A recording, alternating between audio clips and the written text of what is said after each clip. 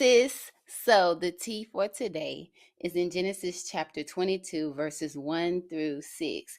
This is the part in the Bible where Abraham is asked by God to go and sacrifice Isaac, his only son. And we all know this story. If you're familiar with the Bible or familiar with Genesis, you know the story where God tested him and told him to take up on the mount. And there God Abraham went first of all, and then God provided a substitute sacrifice. He didn't end up having to sacrifice Isaac. But there's something very important that we need to go in and review so that we can reflect on what actually happened and how that is reflected in our own lives. So let's start reading. Verse 1 says, "After these things, God tested Abraham and said to him, 'Abraham, here I am,' he answered. 'Take your son,' he said, 'your only son Isaac, whom you love. Go to the land of Moriah and offer him there as a burnt offering on one of the mountains I will tell you about.'"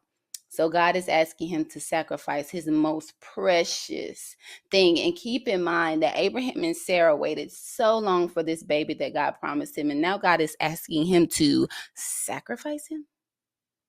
Make it make sense. Let's keep going. Verse 3. "So Abraham got up early in the morning, saddled his donkey, and took with him 2 of his young men and his son Isaac. He split wood for a burnt offering and set out to go to the place that God had told him about." So without hesitation, without questioning God, Abraham got up the next morning, gathered his materials, gathered his people and his son, and went on to do what God asked him to do. Now think about if you had to go and give up the thing that's most precious to you, the thing that you've been praying for or that you worked super hard to obtain. And God was like, "I need you to put that away. I need you to go burn it. I need you to go put that in the trash. I need you to give that up." Think about all the emotions that you would have in the moment having to do that. And Isaac, with his only son, he got up and without hesitation and went to do what God asked him to do. Let's keep reading.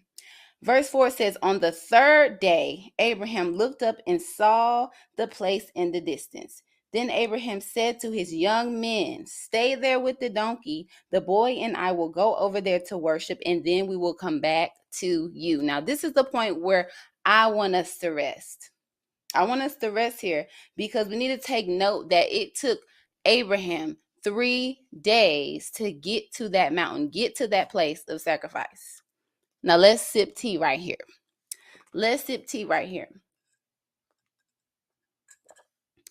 Because I need you to think about, reflect on all of the possible thoughts, all of the possible things he could have came up with to get himself out of going to sacrifice his son.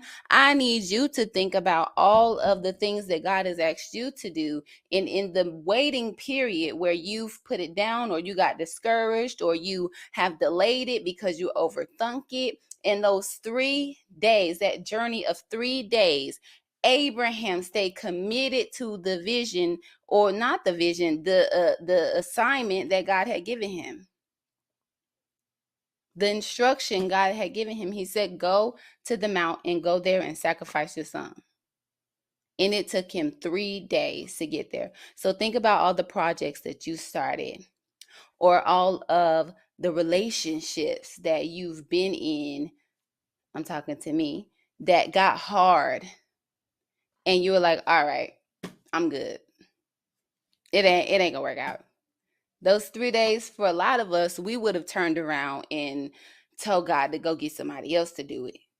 But Abraham, he stood fast and stayed committed to the instructions that God has given him. So I want to have you reflect on those moments in your life where you were in a waiting period. And imagine Isaac and Abraham, they were traveling. So it wasn't like they were just sitting in their living room waiting, or they were riding in the car on the way to the mountain. They were traveling.